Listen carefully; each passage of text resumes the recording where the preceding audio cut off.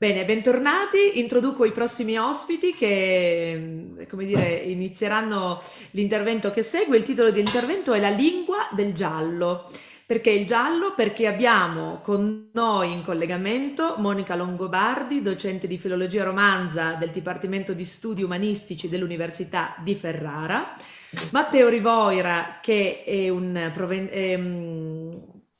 insegnante di dialettologia romanza presso il Dipartimento degli Studi Umanistici dell'Università di Torino, quindi super autoctono per quanto mi riguarda, e parleranno della traduzione del genere giallo dalla lingua occitana.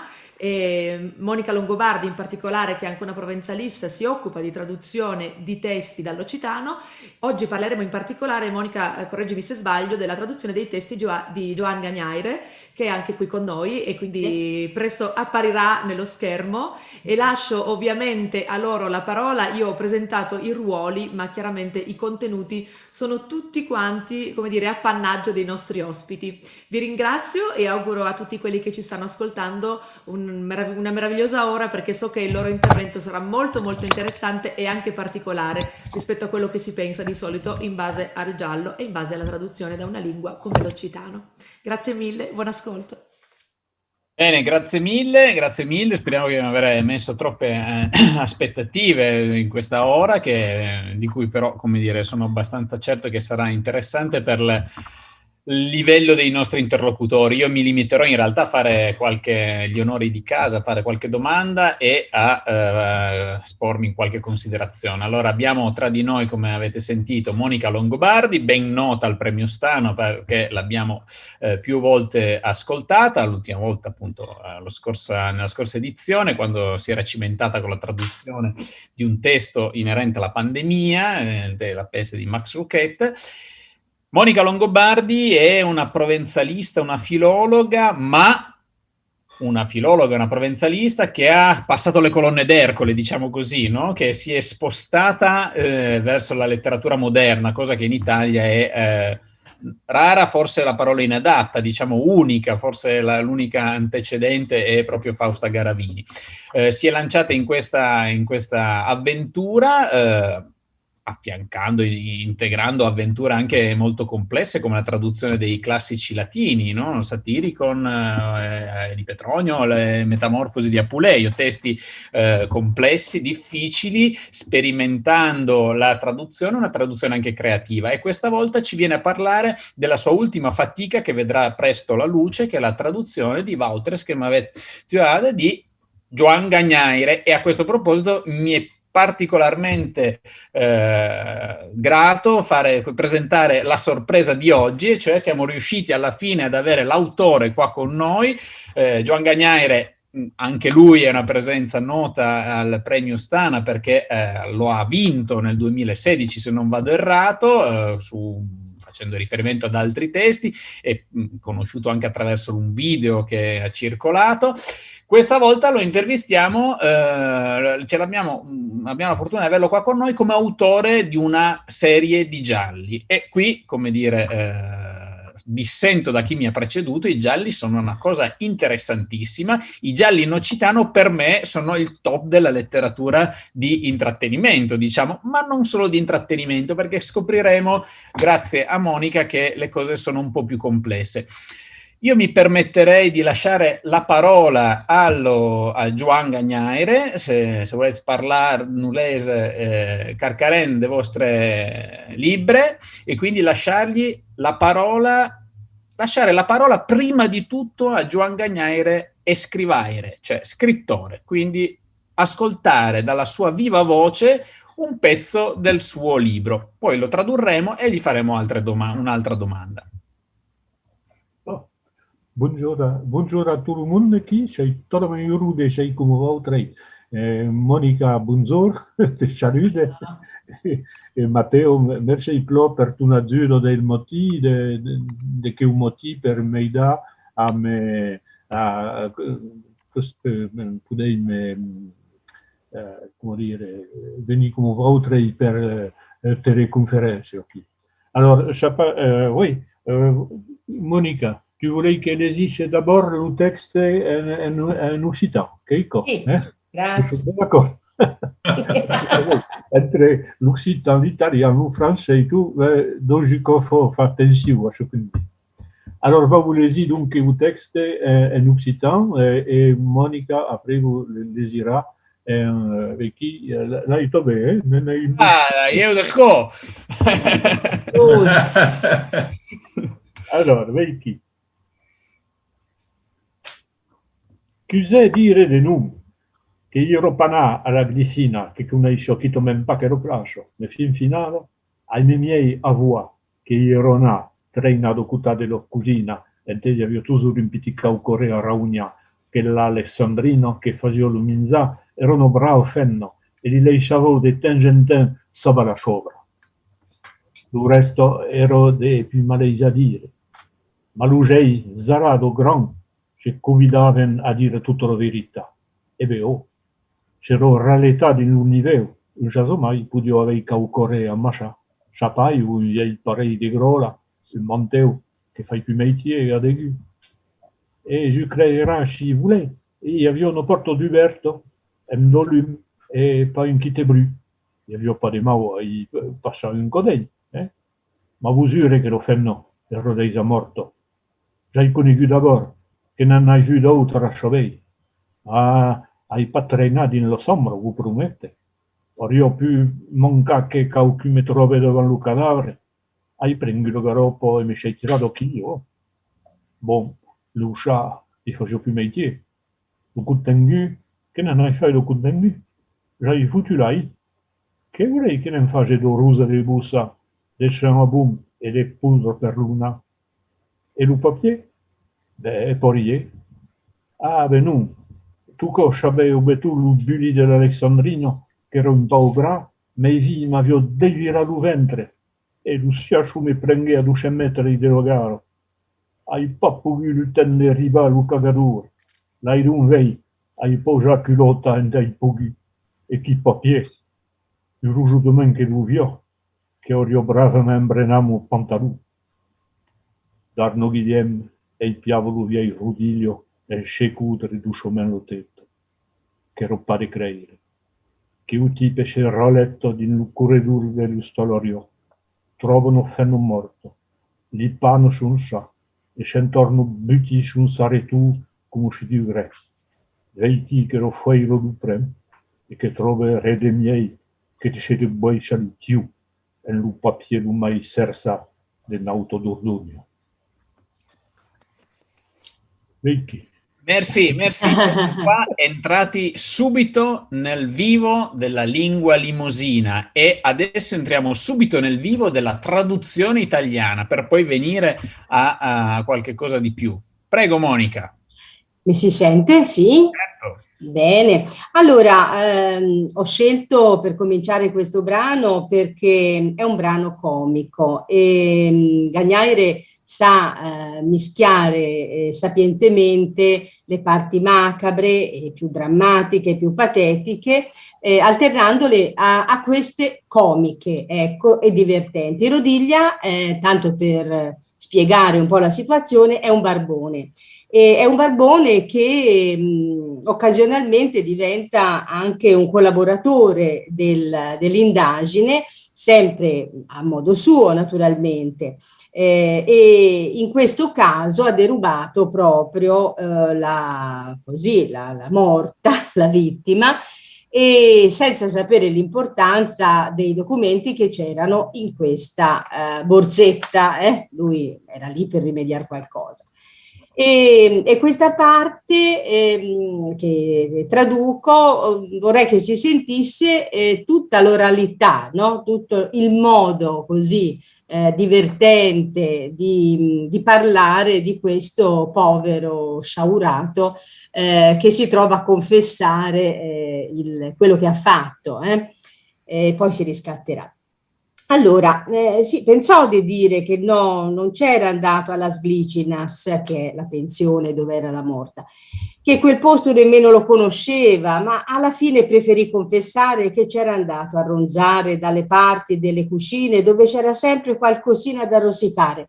quella Alessandrina che faceva da mangiare, era una brava donna e gli lasciava a volte finire gli avanzi. Il resto era in imbarazzo a dirlo, ma gli occhi di ghiaccio dell'omone, che sarebbe Arnaud Guillem, ti spingevano a dire tutta la verità. Ebbene sì, si era intrufolato ai piani. Non si sa mai, poteva esserci qualcosa da rimediare, che ne so, un paio di scarpacce, un cappotto che non serve più a nessuno. E mi creda se vuole, c'era una porta aperta, con una luce, a nessun rumore. C'era nulla di male a buttarci un occhio, no? Ma giuro che la donna era già morta, l'ho capito subito, ne ho viste altre, sa. Ah, non ci sono entrato in camera, glielo assicuro, ci mancava solo che qualcuno mi trovasse davanti al cadavere. Ho preso a correre e mi sono tolto di là, sì. Bon, la borsa non le serviva più. Il contenuto, che ne ho fatto del contenuto? Me ne sono sbarazzato, che vuole che me ne faccia del rossetto, d'acqua di colonia, di cifra per il naso. E i documenti? Uguale. Ah no, tutto sa, o meglio, il bollito dell'Alessandrina un po' grasso, sì, ma aveva guastato la pancia e mi ha preso la cagaia a 200 metri dalla stazione.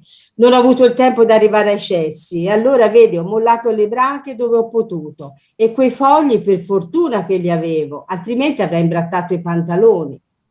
Arnaud Guillem guardava il vecchio Rodiglia scuotendo lentamente la testa.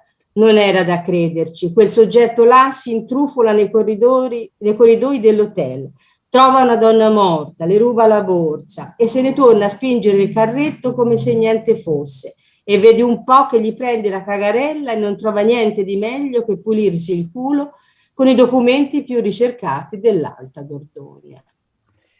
Et voilà, nous voilà dans le milieu du travail littéraire et du travail de traduction. Alors, notre heure de conversation s'intitule Joan Gagnaire et il Montalbano Occitano. Alors, ce grand de Louis Gelat, vous nous dites quelque chose sur ce personnage qui à la fois nous est familier, justement parce qu'on connaît d'autres enquêteurs, d'autres commissaires, et en même temps demeure quelque chose d'étrange par sa langue avant tout et par sa ambientation dans la Dordogne qui nous connaissons peut-être pas si bien. Alors, j'aimerais que l'auteur nous dise quelque chose sur son personnage, personnage très fascinant d'ailleurs. Oui, oh, un français ou un occitan? Comme vous voulez. Bon, mais je veux dire en occitan alors, si ça nous convient. Oui, che è un personaggio buon, che è più interessante che non è a ciò cinqueimo o sesimo enquête qui, in che un libro qui, ne ho d'autres après qui, et effectivement, comme pare che ad un moment donné, important di fare lo comparaison, tutto modestio guardato qui, come lo Montalbano de Camilleri. Je ne sais pas si vous avez lu le roman giallo de Camilleri, ma le personnage de Montalbano è un po' parier come Lumero. Oui. Ho giusto un briso di traduzione. Sì, beh, forse riuscite a seguire, ma allora lui giustamente riconosce questo parallelo tra il suo Arnaud Guillem e il Camilleri. Lui modestamente dice una sorta di Siparvalicet, ma insomma credo che il parallelo ci stia su alcuni aspetti e vediamo un po' come l'ha costruito.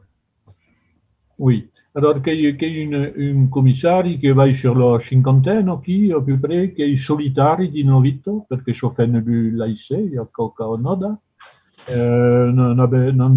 doma non trova d'altra, e o tomba muru plošuvem, ma ne dono mai pas grand saujo qui, o lunde s'ancheta, o rincontri della fenna, la trova tutta meravigliosa, ma insomma il reste pascio fino finale. È un pardon, è un cinquantino, come direbbe Camilleri, solitario, che non ha una relazione stabile, ma si innamora delle donne che incontra e che durante le sue indagini. Oui.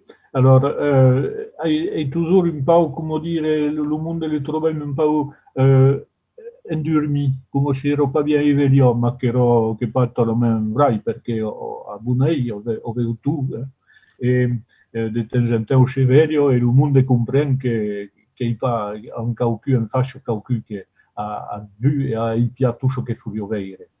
Et alors, oui, la historia, bien sûr, il y a des crimes, il y a des morts, mais il y a toujours, j'ai voulu au changer esprit, un peu d'humour et de logico de burlesque, comme j'avais pu jouer dans ce qui venait de Lesi Monica.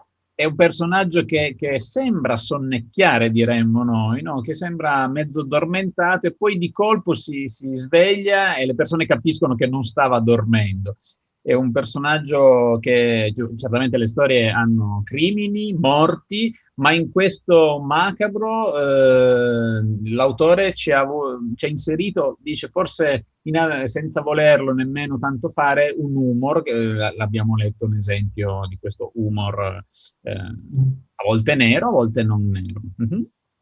Oui, e allora so che io lo semblanza come Montalbano de Camilleri, vedo dello lengo, forzosamenti, perché in Camilleri il y a l'usage do siciliano, che è toujours qui, enfin, mai humain, et effectivement, lui fa d'écrire complètement en occitan, lui fait prose de Montalbano. E mai deco inventa complètement un pays, un Ovido, come Camilleri fagué per Vigata, che è un Ovido immaginario, j'avais fait chez oreilles lesi Montalbano, come dire che après che mi sei dit, ma sono prosa e tu finalmente sono totalmente loin l'un dell'altro. Ecco, finalmente questa non sono così distanti l'un dall'altro, anche dal punto di vista linguistico, nel senso che noi conosciamo bene le scelte molto connotate di Camilleri, l'uso di questa lingua di italiano popolare mescolato a siciliano che permea i romanzi di Camilleri, e qua invece siamo nell'ambito del Limosino. Entrambi vivono in un ambiente, in una città letteraria, nel senso che è stata creata con forti elementi di realtà, ma è stata creata dal suo autore. Oui. Et alors, de mai, si vous voulez, curieusement, l'enquête qui y a de la semblance à tomber dans le thème che utilise, per esempio, dans morts che sono trovati in Lorisiero, il y a in Camilleri, dans monde che sono trovati dans le port de Palermo. Enfin, il y a tout un film di storie che sono preche-poriera, enfin, pas tout à fait, bien sûr, perché qu'on n'a pas le même, ma enfin, qui curieusement, un peu un rapprochement entre Montalbano e Arnaud Guillem. Lui stabilì, anche dal punto di vista delle trame, spesso i motivi si ritrovano, no? Le situazioni, sebbene diverse. Io vorrei aggiungere che i due commissari si rassomigliano anche per qualche cosa di molto più profondo e molto più trasversale, di cui probabilmente ci dirà qualche cosa Monica dopo, ed è una certa afflato etico-civile, una certa passione, un certo rigore etico per la legalità, che è un concetto di giustizia che a volte, come dire, si trova stretto nella legge comune, ecco, diciamo. Allora in questo credo che ci sia una fratellanza di livello anche superiore tra i due giallisti.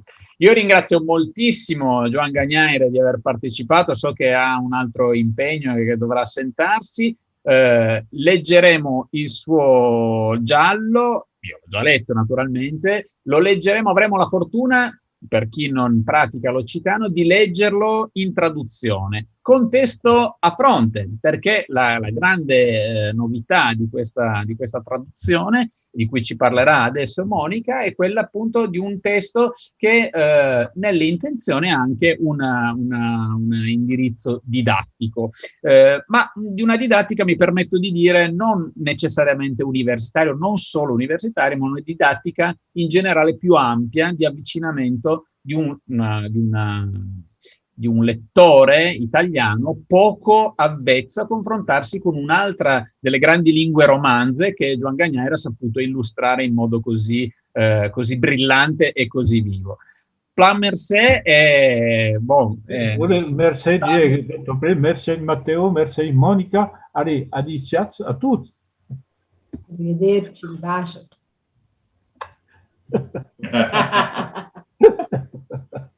Nous sommes venus perché ho voluto l'altro. Bravo. Allora, Monica, il giallo. Come mai ci siamo lanciati sul giallo? Dunque, non per gusto personale, nel senso che non ero abituata a leggere polizieschi, gialli, eccetera. Ma ho pensato che fosse il genere che più avvicinava i giovani per cominciare, ecco, a parlare di letteratura occitanica.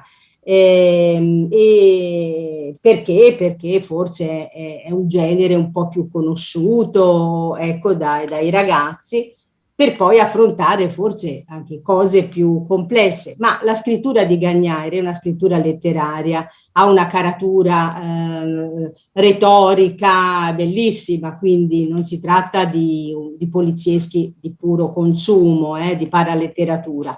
Il genere, ecco, avvince un po' di più.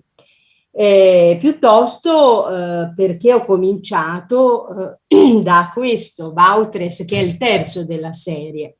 Un ricordo che ho distinto è quando ho invitato Gagnaire, che è venuto con Françoise, la moglie, e mi ha fatto molto piacere, a Ferrara, e prima di incontrare i miei studenti ci siamo fermati a un bar e lui mi ha raccontato questa storia di Voi che mi avete uccisa, Bautres che mi avete studiata. Ed è una storia vera, non nello sviluppo così dell'omicidio, ma la storia di una paziente che aveva scoperto, naturalmente non dirò... Non svelare troppo! No, aveva scoperto un sopruso che aveva subito da giovane e aveva conservato la pistola del marito, era ormai rimasta vedova ed era la fine della sua vita, in un proposito di omicidio che non aveva mai realizzato, e giustamente Gagnaire dice dovevo a questa signora, ero in dovere, no, di vendicarla con questo delitto di carta. E mi ha colpito questa storia, non lo so, a livello personale, e questo ricordo, e quindi ho pensato di cominciare da questo.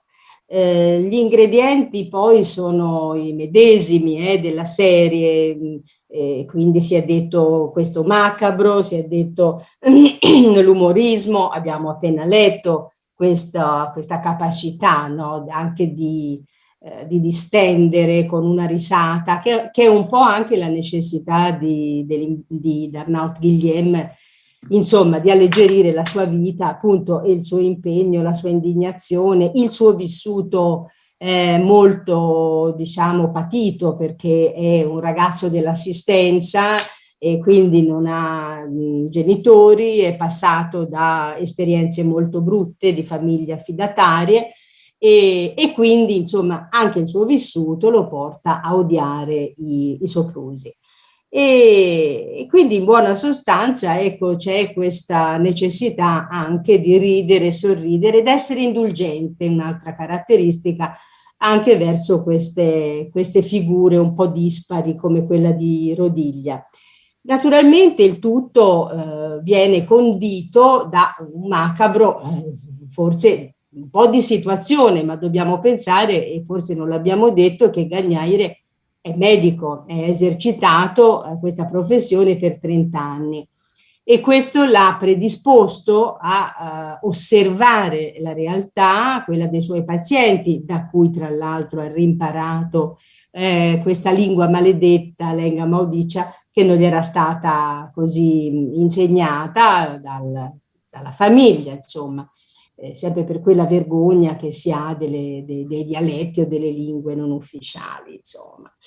E qui abbondano naturalmente le autopsie, per esempio. È un personaggio duale, no? che duetta appunto con il commissario, e è il medico legale Mas del Bosc, che ha questo gusto anche di un umorismo nero, nerissimo, macabro, ma intanto snocciola gli esiti più raccapriccianti di queste autopsie e da una parte si immagina quindi l'effetto macabro che è necessario come ingrediente, dall'altra però c'è uno sguardo che io dico che Gagnaire dà quasi a come una vista particolare di cui è dotato, no? Come se vedesse dentro gli organi. Io ho detto una volta come la Blimunda, quel personaggio di José Saramago nel Memoriale del Convento, no? Che aveva ereditato dalla madre la facoltà di guardare dentro proprio gli organi delle persone.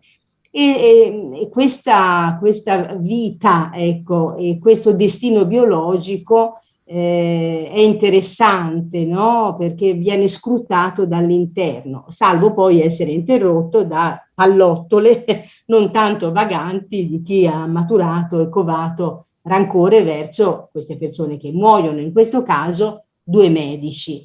L'ambiente medico infatti è una costante, ecco, di questo poliziesco, ma lo è anche o meglio un accenno vi è anche in un racconto precedente bellissimo, L'Ouviage Aquitain, incentrato proprio sul ripescaggio di un morto, un barbone di nuovo, finito poi all'obitorio di Bordeaux.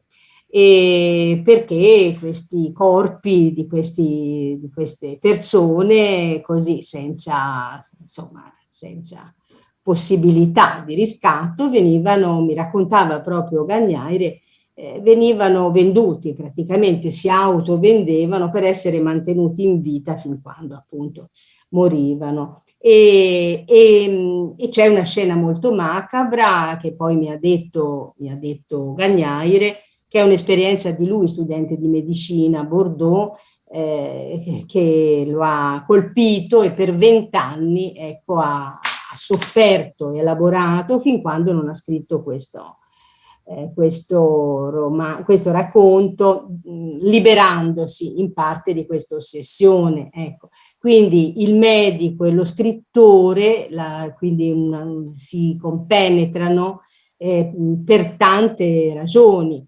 Volevo segnalare qui una bellissima tesi che è uscita recentemente di Fabienne Garnerin, tesi di dottorato dell'Università di Montpellier, 700 e rotti pagine, che proprio indaga con questa bussola, appunto, il medico e lo scrittore, tutta la produzione di Gagnaire, perché lui stesso dice che anche il poliziesco non è un'eccezione, ho letto in un'intervista, non è che un'occasione di parlare delle persone, e di quelle persone che ho curato, che ho conosciuto e che ho palpato, che ho auscultato, insomma, perché i personaggi, i pazienti li tratto alla medesima maniera, li conosco con tutti i sensi.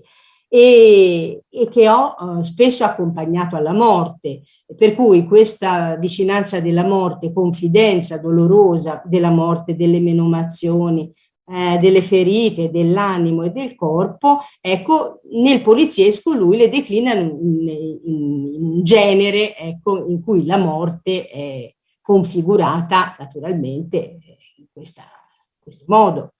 Comunque è tutto da leggere e sarebbe tutto da tradurre, ma insomma io mi fermerò qui sperando in forze nuove e fresche.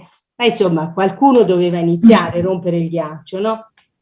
Beh, mi sembra la domanda che avrei voluto porti, che in realtà ti porrò comunque, mi sembra che trovi già una sua risposta nelle cose che ci hai detto. Perché proprio Gagnaire, no? Magari dopo ci tratteggerà anche il panorama letterario, perché esiste un giallo noir francese, così come il nostro noir d'autore, fortemente ancorato a un territorio che spesso diventa esso stesso un personaggio, in qualche modo possiamo dire, un po' come avviene con la Dordogne letteraria di Joan Gagnaire. E quindi esiste un panorama di giallo d'autore regionale in qualche modo e forse anche occitano, ma questo ce lo dirai dopo, ma all'interno di questo panorama perché proprio Gagnaire? Si capisce dalle tue parole questo rapporto che tu hai costruito con questo autore che è fatto anche di empatia, mi pare, no? Quindi... Sì, sì, di affetto.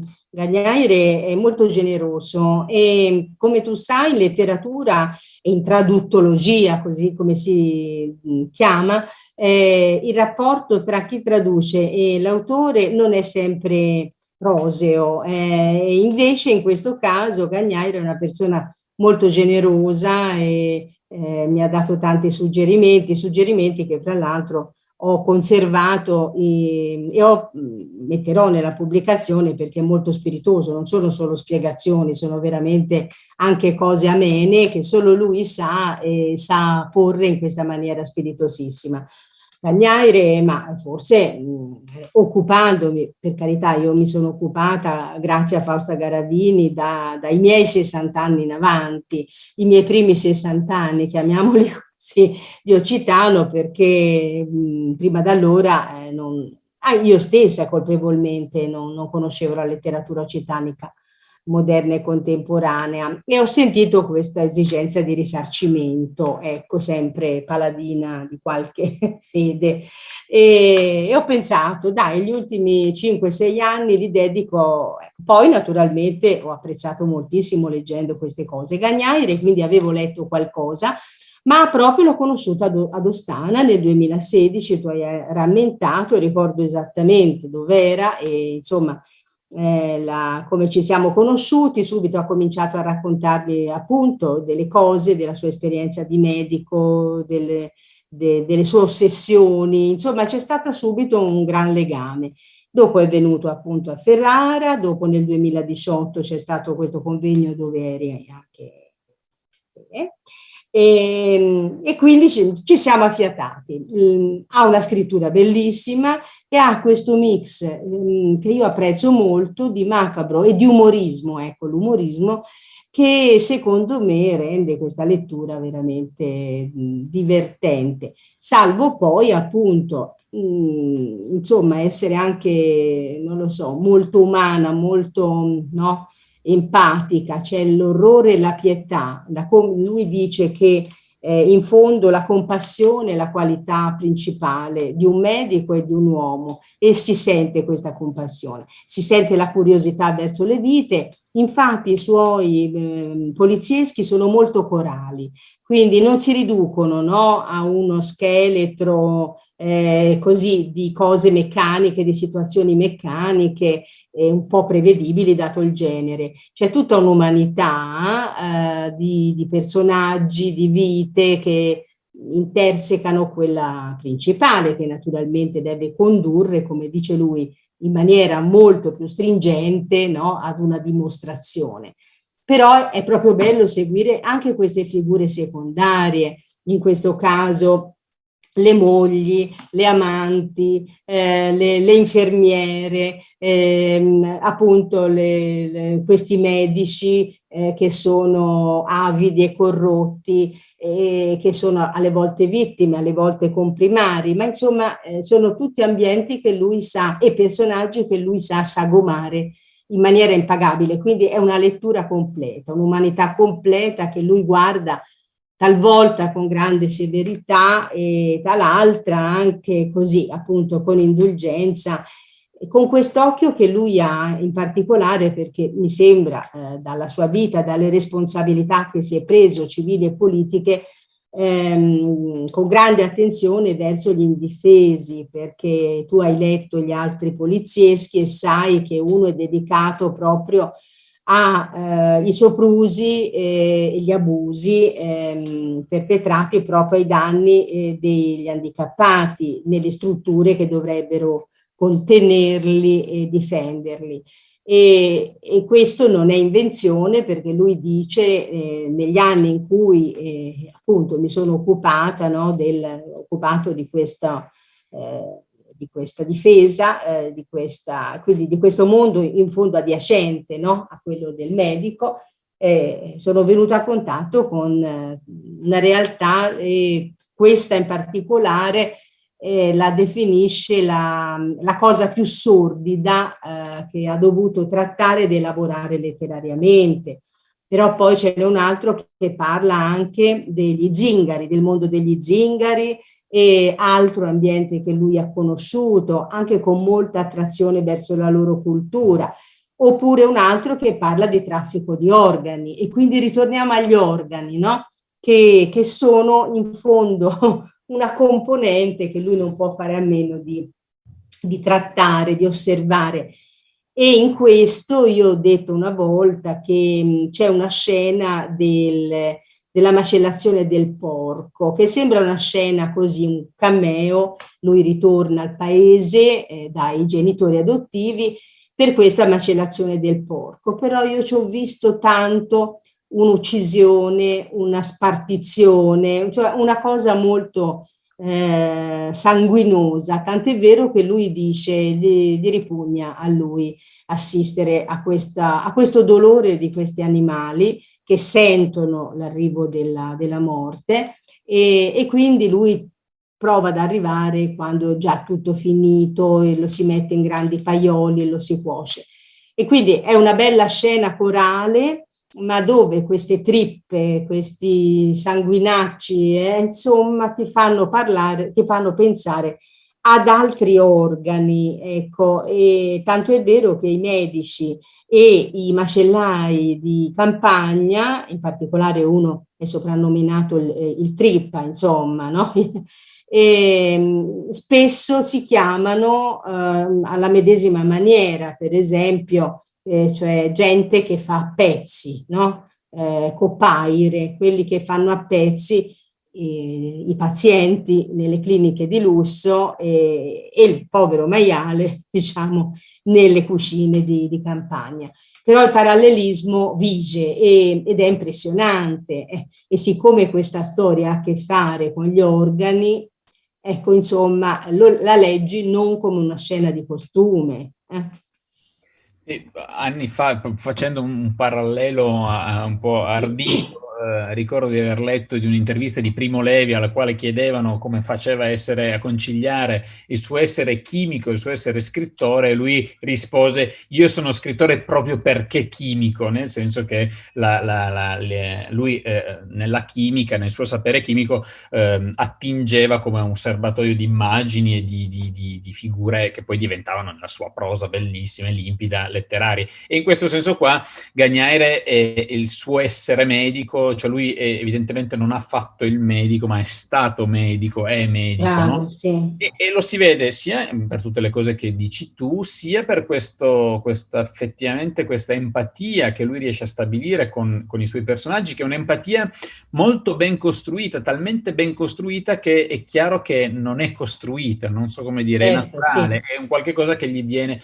Peraltro la sua prosa, che pure, come hai detto, è letteraria e di livello elevato, è profondamente ancorata al vissuto, al reale, come si conviene a un giallo d'autore. E in questo senso qua, effettivamente la sua invenzione credo che tragga molto da questa sua esperienza di condivisione con i pazienti, che sono quelli che gli hanno permesso di riappropriarsi della lingua, o di appropriarsi di una lingua che la sua famiglia non gli aveva trasmesso. Peraltro hai accennato all'ironia, al di là di quella un po' più carnale di Rodiglia, però c'è un'ironia sottile che pervade lo scritto, che a me ricorda tantissimo certa ironia, come ti dicevo, certa ironia dei nostri anziani che io ho intervistato per tutt'altro, questo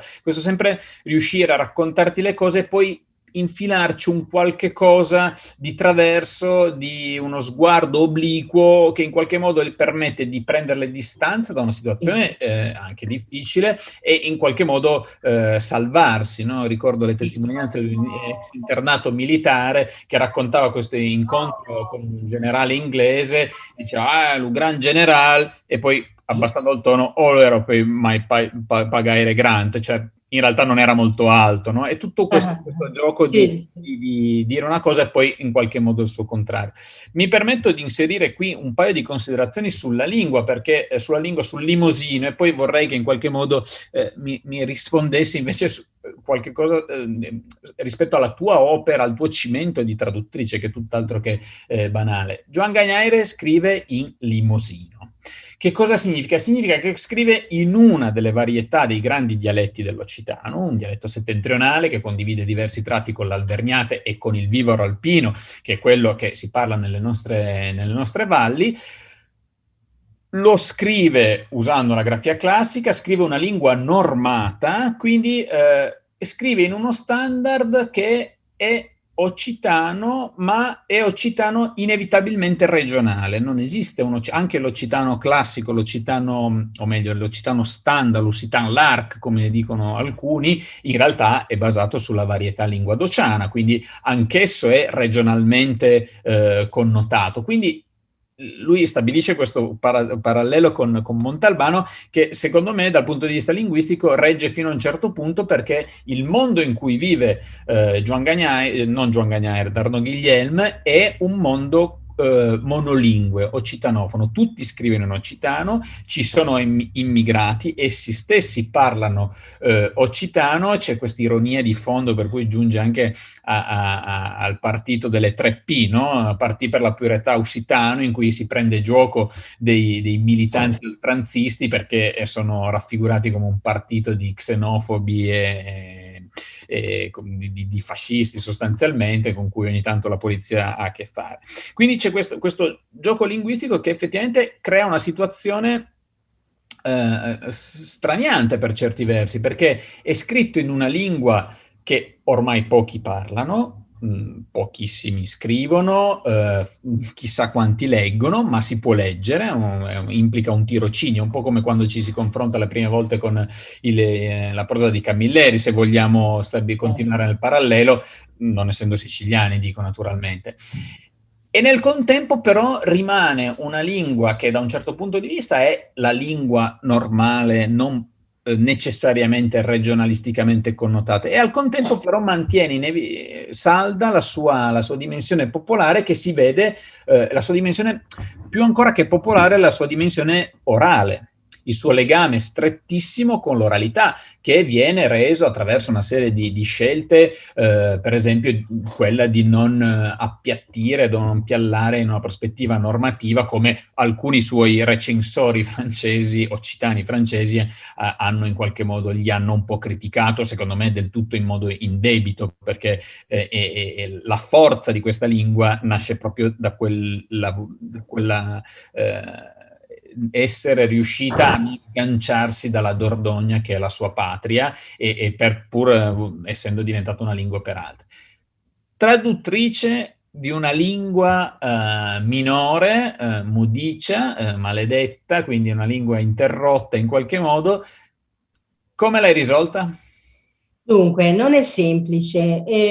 Si parla nell'introduzione, si parla di una lingua popolare, così la si definisce, e soprattutto si avvisa il lettore, ma perché non era previsto che venisse tradotto, no? Che il delitto, dato che si parla di delitti, il delitto che non si deve commettere è di accademizzarla o renderla asettica, sterilizzarla, cioè dire lasciarla con tutti gli umori, con tutte le irregolarità o comunque con tutte le sue caratteristiche legate giustamente all'oralità. Per esempio, è ricca la lingua di Gagnaire di pleonasmi, di anacoluti, l'indicativo che prevale sul congiuntivo, sono tutte cose che un pochino ci urtano, perché insomma noi difendiamo il congiuntivo, ma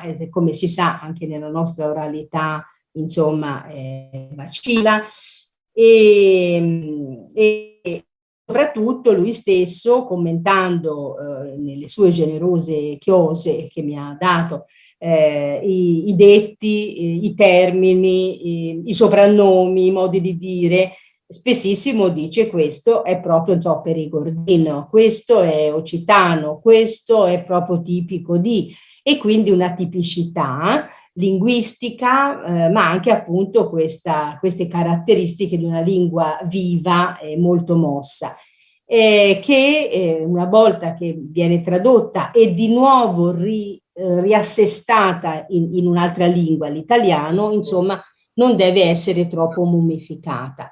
E dal punto di vista linguistico ho dalla mia il fatto che il poliziesco, anche il poliziesco italiano, si dice italiano ma è radicato in realtà regionali ben precise, e vi ricordo, io non sono una lettrice, ne ho letti pochi, ma insomma Malvaldi relativo al Pisano, Maurizio De Giovanni a Napoli, Carofiglio, Bari, che ne so, Andrea Vitali, il Lago di Como, eccetera, eccetera. Ça a commencé. Oddio, c'è un'interferenza, posso? Il problema è se è connesso Cabré per dopo. Prego, Ah, vai avanti. Posso andare avanti. E quindi è stato un invito a pigmentare, ecco, a non abusare di certe espressioni dialettali, ma semplicemente un po' speziare con le espressioni regionali, non troppo dialettali, ma regionali, che fanno dell'italiano, ecco, una lingua ancora viva, no? Con queste linfe popolari.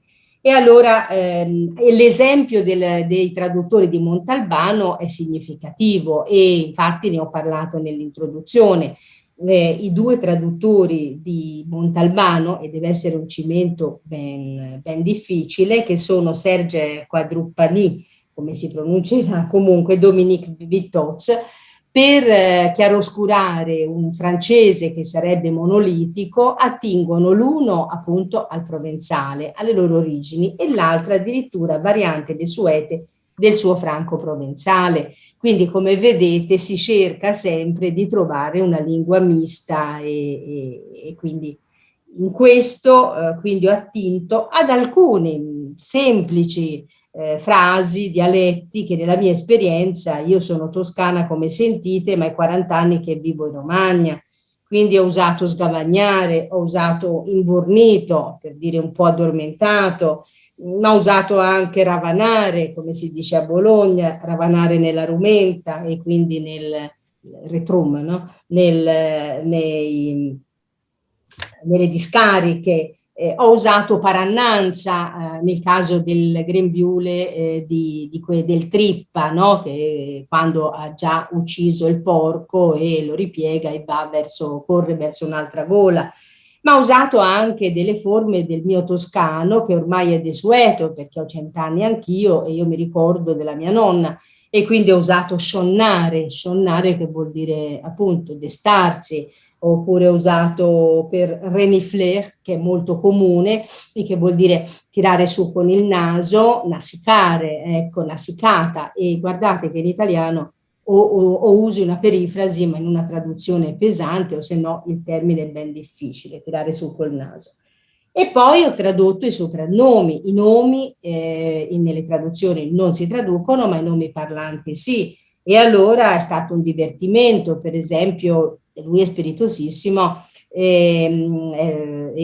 assegna a Fibbia il soprannome di Saint-la-Mort, sente la morte, nel senso che sniffa la morte, io sniffa morte l'ho chiamato perché dice ha il vizio di nasicare, appunto, di tirare su con il naso come sentisse puzza di morto, quindi o fiuta la morte, però dice forse per qualche puzza di cadavere che gli altri sentono, no, al suo passaggio. Oppure appunto il macellaio, si è detto il trippa, oppure l'avvocato che ha il soprannome un po' beffardo di La Bafeglia, che vuol dire chiacchierone, e io ho usato il dottor Ciacaron.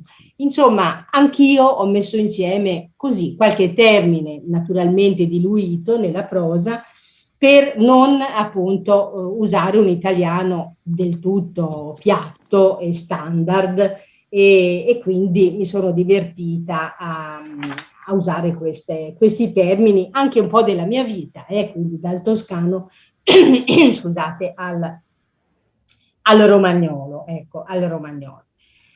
Poi mi dicevi della lingua in pericolo, no? Tradurre il significato. Allora, tutti noi lavoriamo per una causa. Come stai? Tutto bene? Sì, adesso mi sono collegata anch'io. Posso parlare? Sì, sì. Matteo? No, vai, si collegano e automaticamente parte con l'audio. Benissimo, va bene. Allora, dunque, chiaramente mi sono messa in questa impresa così, che è un po' onerosa, ma qualcuno doveva fare e quindi spero in una scia. Non si è detto che l'occitano non è tradotto, la letteratura occitanica moderna in larga parte non è tradotta e quindi non è conosciuta.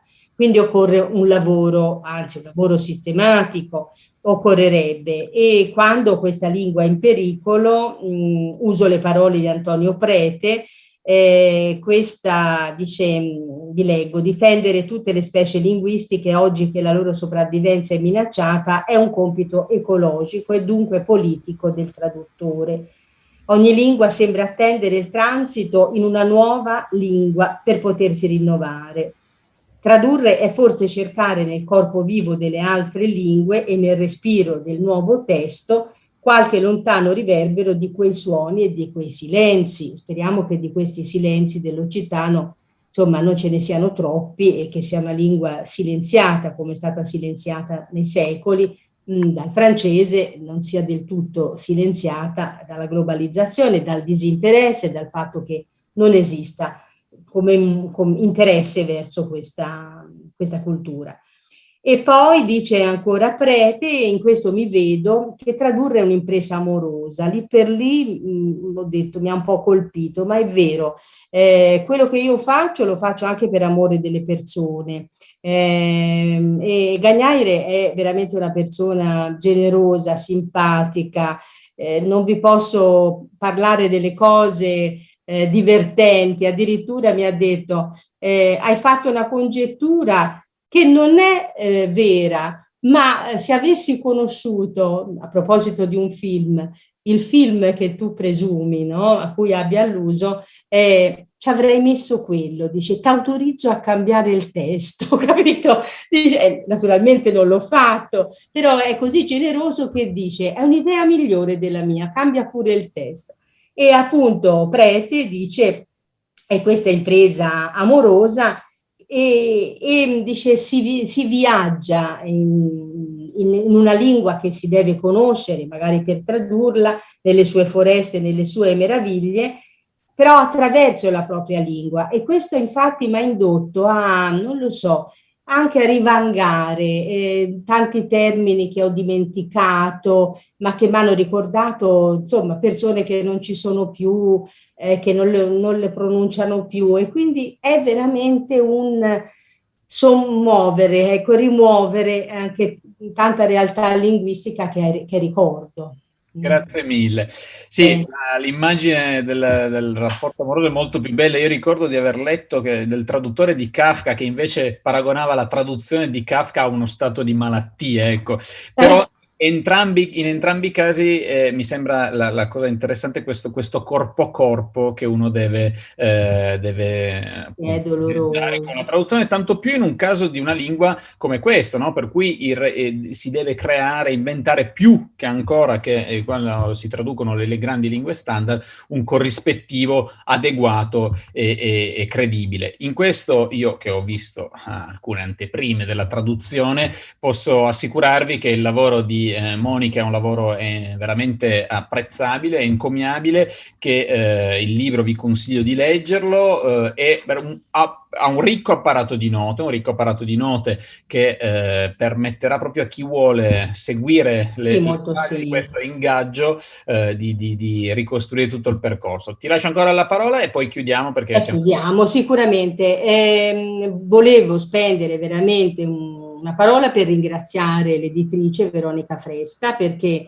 ha accettato tutte le condizioni dell'Istituto di Studi Occitani, della sezione perigordina, di farne appunto un libro completo con un'introduzione. Questo l'ho fatta io, però lei ha firmato anche di pubblicare un libro che non si vende così in questa formula, cioè solo universitaria, però mi ha anche promesso, e questo Gagnaire lo sa ed è felice, che aprirà una collana cominciando dal tradurre tutti gli altri polizieschi di Gagnaire, e questo per una persona di quel valore, di quell'età. Gagnaire è uno splendido ottantenne, ti ha dato tanta gioia e tanta speranza. Però questa editrice, voglio dire, si spende per l'occitano, un po' come era successo per quell'editore premiato anche a Ostana, Clive, mi pare, come si chiama, Butler, ecco, che ha aperto quella collana sulle lingue meno parlate d'Europa. C'è l'occitano, ma ci sono altre lingue, quindi cose coraggiose.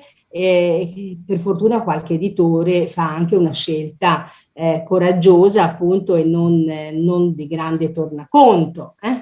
Quindi, insomma, sono contenta. Grazie mille, doverosa questa aggiunta finale perché dice molto del contesto in cui ci troviamo ad operare. Grazie ancora. Grazie Poi a la te. parola, come si dice. Grazie mille a Monica Longobardi, grazie mille a Matteo Rivoira, perché il vostro intervento è stato assolutamente illuminante e molto chiarificatore, e ringrazio ancora, anche se probabilmente non ci sta più ascoltando, Joan Gagnaire per essere stato presente. Noi avevamo previsto un video in cui lui leggeva il suo romanzo, averlo presente insieme a voi due è stato veramente un privilegio. Vi ringrazio molto per il vostro intervento. Mi auguro di rivedervi presto e vi invito ad ascoltare i prossimi interventi del premio, così come faccio con tutti gli ascoltatori. Grazie mille, a presto. Voi. Chiedo alla regia di mandare la sigla di introduzione per il prossimo intervento che vado a presentare.